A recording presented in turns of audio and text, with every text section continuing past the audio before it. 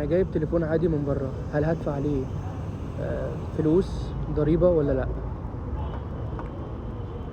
بلاش تجيب تليفون عادي وانت جاي من بره، ولا ايفون ولا تليفون غالي، لانك انت لو جبت تليفون عادي ان هو مثلا عامل مثلا 10,000 جنيه في مصر، هتدفع عليه حوالي 5000 جنيه او 4000 جنيه. تمام؟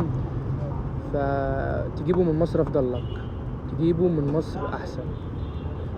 فلو انت معاك تليفون معاك من زمان فخلاص هو هاته معاك، انما لو هتشتري قبل ما تنزل تليفون عادي مثلا لو انت بره مثلا ب 500 600 دينار، ب 500 600 ريال، تمام، فانت كده كده هتدفع عليه ضريبة لما ترجع مصر حوالي 37 او 38% من حقه.